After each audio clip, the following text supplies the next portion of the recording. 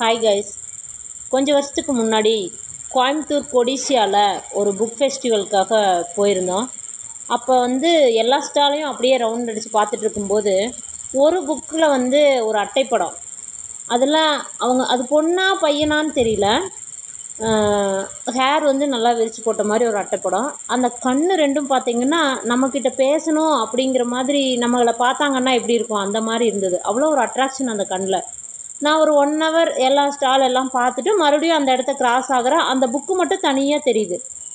அப்புறம் ஏன் இந்த புக்கு நம்மளுக்கு இவ்வளோ தூரம் ஒரு அட்ராக்ஷன் ஆகுது அப்படின்ட்டு நான் அந்த புக்கு வாங்கிட்டேன். ஆனால் அந்த புக்கு வாங்குறதுக்கு முன்னாடி அந்த புக்கில் இருக்கிற அந்த அட்டைப்படத்தில் இருக்கிறவங்க யார் என்னன்னு எனக்கு தெரியாது. அந்த புக்கில் என்ன விஷயம் இருக்குதுன்னு தெரியாது. ஆனால் அந்த புக்கை வாங்கிட்டு வந்தாச்சு.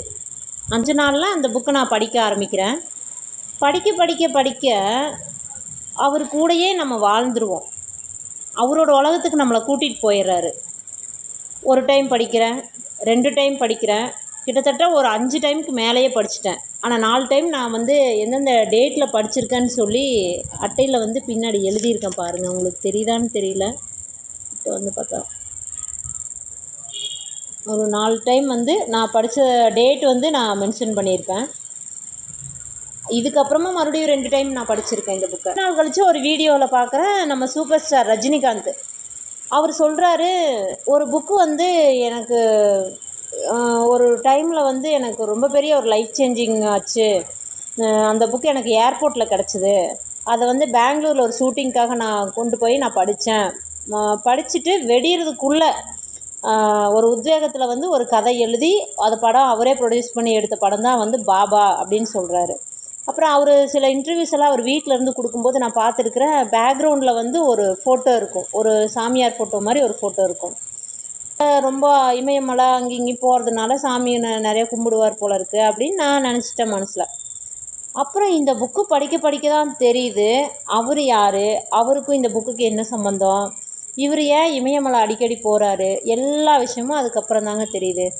நான் இந்த புக்கில் படித்ததுக்கப்புறம் நான் பர்சனலாக இந்த புக்கில் இருக்கிற 4 குரு என்னோடய குருவாக ஏற்றுக்கிட்டு டெய்லியும் காலையில் நான் ஃபஸ்ட்டு பார்க்குற படம் இவங்க 4 பேர்த்தோட படமாக தான் இருக்கும்.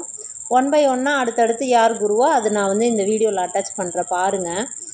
ஒரு யோகியின் சுயசரிதம், பரமஹம்ச யோகானந்தரோட புக்குங்க இந்த புக்கு. இந்த கண்ணு அப்படியே நம்மக்கிட்ட ஒரு பேசுகிற மாதிரி இருக்குங்க. இந்த கண்ணில் அவ்வளோ ஒரு பவர் இருக்குங்க. யாரோ ஒரு சாமியாரெலாம் கிடையாதுங்க. இந்தியாவுடைய நம்மளோட கலாச்சாரத்தை உலக அளவில் எடுத்துகிட்டு போய் இன்னமும் உலக அளவில் Yogoda Satsanga society of India self realisation fellowship அப்படிங்கிற ஒரு ஆர்கனைசேஷன் இது உலக அளவில் இப்போ இயங்கிட்டு இருக்குதுங்க. அவங்களுடைய ஆத்தரைஸ்டு எடிஷன் இது அவங்களுடைய ஆத்தரைஸ்டு எடிஷன். இது படிக்கணும் அப்படிங்கிறதுக்கே ஒரு குடுப்பனை வேணுங்க. அந்த மாதிரி ஒரு புக்கு.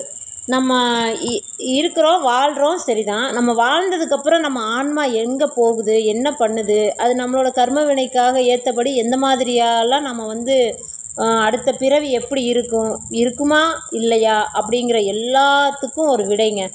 வாழும்போதே வாழ்ந்த ஒரு மிகப்பெரிய யோகிங்க.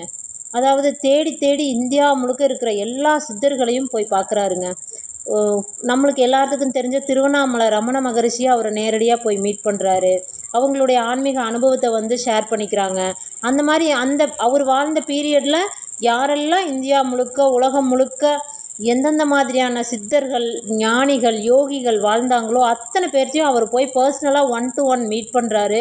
அவங்களுடைய அனுபவத்தை அவர் வாங்கிட்டு அதில் இவருடைய பயோகிராஃபியில் இந்த புக்கில் எல்லாத்துடைய வாழ்க்கை முறை எப்படி இருக்குது, அவங்க எந்த மாதிரியான ஒரு யோக நிலைக்கு போயிருக்காங்க, அவ்வளோ விஷயத்தையுமே இந்த புக்கில் ஷேர் பண்ணியிருக்கிறாங்க. உண்மையாலுமே இந்த புக்கு ஒரு பெரிய பொக்கிஷங்க. உண்மையாலுமே ஒரு பெரிய பொக்கிஷம். இந்த புக்கை படிக்கிறதுக்கு மட்டும் இல்லைங்க, இந்த புரட்டி பார்க்குறக்கு கூட நம்மளுக்கு கண்டிப்பாக ஒரு குடுப்பனை வேணும். அந்த மாதிரி ஒரு புக்குங்க இது. இந்த புக்கு படித்ததுக்கப்புறமா தான் என்ன வாழ்கிறோம் அப்படிங்கிற ஒரு சிந்தனை மனசுக்குள்ளே வந்ததுங்க. அந்த மாதிரியான ஒரு லைஃப்பை நம்ம மிஸ் பண்ணுறோம். இந்த யோகா அப்படிங்கிறதுடைய உண்மையான அர்த்தம் என்ன, அதாவது இந்து வேறு, கிறிஸ்டின் வேறு, முஸ்லீம் வேறு கிடையாது, எல்லாமே ஒன்று தாம்மா அப்படிங்கிறத வந்து எனக்கு புரிய வச்சது இந்த புக்கு தாங்க. இந்த புக்கில் வந்து இந்துக்களை பற்றி மட்டும் உயர்வாகவும் மற்ற மதத்தை பற்றி கம்மியாகவும் அவர் எந்த இடத்துலையுமே மென்ஷன் பண்ண மாட்டாருங்க. இங்கிருந்து அமெரிக்கா போகிறாரு, அங்கே ஒன்றுமே யார் அறிமுகமும் இல்லாமல் ஒரு தனி மனுஷனாக போகிறாரு. ஆனால் அவருடைய ஒவ்வொரு ட்ரைனிங்லேயும் பார்த்திங்கன்னா அந்த ஹால் ஃபுல்லாக நம்பிடும். அந்த அளவுக்கு வந்து ஒரு 20,000 30,000 50,000 பேர் வரைக்கும் அவ்வளோ பேர் வந்து அந்த ட்ரைனிங் அட்டன் பண்ணுற அளவுக்கு அவர் வந்து எந்த அளவுக்கு அவர் அட்ராக்ஷன் இருக்கணும், பீப்புள் அட்ராக்ஷன் இருந்தால் அவர் அந்தளவுக்கு ஒரு ட்ரைனிங் செஷன் நடத்தணும். மகாத்மா காந்தி நம்ம எல்லாத்துக்கும் தெரியுங்க. நம்ம மகாத்மா காந்திக்கு கிரியா யோகா அப்படிங்கிற தீட்சை கொடுத்ததே இவர் தாங்க. நம்ம ஜனகணமன பாடுற ரவீந்திரநாத் தாகூர் இருக்கார் இல்லையா, அவருக்கு கிரியா தீட்சை கொடுத்தது இவர் தான். இந்த மாதிரி இன்னும் சொல்லிகிட்டே போகலாங்க. கிரியா யோகா அப்படிங்கிறது யோகாவிலேயே தி பெஸ்ட்டுங்க. இதை ரெகுலர் பேசிஸில் செஞ்சோம் அப்படின்னா நம்மளுடைய மனசு நம்ம நடைமுறையில் நம்ம என்னெல்லாம் நடக்கணும்னு நினைக்கிறோமோ அதை குயிக்காக வந்து நம்மளுக்கு அட்ராக்ட் பண்ணுறதுக்கு உண்டான ஒரு வழிமுறையை நம்மளுக்கு கொடுக்கும். அந்த மாதிரி கிரியா யோகாங்கிறது ஒரு தவம். அதை கற்றுக்கிறதுக்கு ஒரு அமைப்பு இருந்தால் தான் கற்றுக்க முடியும். ஒரு வெல் செட்டில்டு ஃபேமிலியிலேருந்து படிக்கிறம்போது அப்படியே அந்த ஊரில் அவருக்கு வந்து யுக்தேஸ்வர் கிரி அப்படிங்கிறவர் தான் இவருடைய குருநாதருங்க. டெய்லி பேசிஸில் போகிறாரு, யோகா கற்றுக்கிறாரு, அவருக்கு பணிவிட செய்கிறாரு. அப்புறம் ஸ்கூலுக்கு கண்டிப்பாக போயே ஆகணும், நீ படிப்பை முடிச்சே ஆகணும்னு அவரோட குருநாதருடைய அட்வைஸ்னால் அவர் வந்து படிப்பு பிடிக்காட்டியும் இவருக்கு யோகா மேலே தான் ரொம்ப நாட்டம். படிப்பு பிடிக்காட்டியும் அவருக்காக இவர் போய் படிக்கிறது, அந்த ஜேர்னி எப்படி இருக்குது எல்லாமே இதில் இருக்குங்க. யுக்தேஸ்வர் கிரி அப்படிங்கிறவர் தான் வந்து யோகானந்தர் பரமஹம்சருக்கு வந்து சொல்கிறாரு. அதாவது அவர் வந்து சமாதி நிலை அடைஞ்சதுக்கப்புறமா எந்த மாதிரி ஃபீல் பண்ணார், எப்படி இருக்குது, அந்த உலகம் எந்த மாதிரி இருக்குது, அது எல்லாமே வந்து அவர் வந்து இவருக்கு சொல்கிறாரு. திருவண்ணாமலை கிரிவல பாதையில் நம்ம எத்தனையோ சித்தரை வந்து வாழ்ந்திருக்காங்க, இருக்கிறாங்க. இதே சதுரகிரி மலையில் பார்த்திங்கன்னா லட்சக்கணக்கான சித்தர்கள் இருக்கிறாங்க. இதே கொல்லிமலையில் நிறைய பேர் இருக்காங்க. இது எல்லாமே உண்மை தான் அப்படிங்கிறதுக்கு ஒரு ஆதாரம் வந்து இந்த புக்கு தாங்க. ஏன்னா இவர் ஒவ்வொரு சித்தராக தேடி தேடி போய் அந்த சித்தர்களோட வாழ்க்கை முறை அவ்வளவையுமே இந்த புக்கில் கொடுத்துருக்குறாரு. கொஞ்ச நாள் முன்னாடி எங்கள் அப்பா தவறிட்டாருங்க. அந்த துக்கத்துலேருந்து வெளியே வரக்கு ரொம்ப கஷ்டப்பட்டார். அந்த டைம்லலாம் தோணும், எங்கேயாச்சும் கொஞ்சம் தூரமாக இருந்தால் நம்ம போய் கூப்பிட்டு வந்துடலாமா, என்ன பண்ணுறது, எங்கே போனாருன்னு தெரியலையே. ஏன்னா நம்ம இல்லாமல் அவர் ஒரு நாள் கூட இருக்க மாட்டார். ஒரு நாளில் 3 டைம் 4 டைம் நம்மக்கிட்ட பேசாமல் அவர்னால இருக்க முடியாது.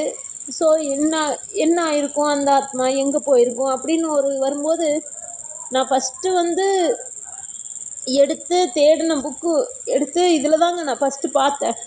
ஏன்னா இதில் தான் வந்து நம்ம இறந்ததுக்கப்புறமா நம்ம ஆன்மா எந்த நிலைக்கு போகும், அது எந்த மாதிரியான ஒரு லைஃப் ஸ்டைல் அங்கே இருக்கும், அவங்க வாழ்கிற இடமெல்லாம் எப்படி இருக்கும், அவ்வளோவுமே இவருடைய ஓன் அனுபவத்தில் வந்து அந்த புக்கில் சொல்லியிருப்பார்.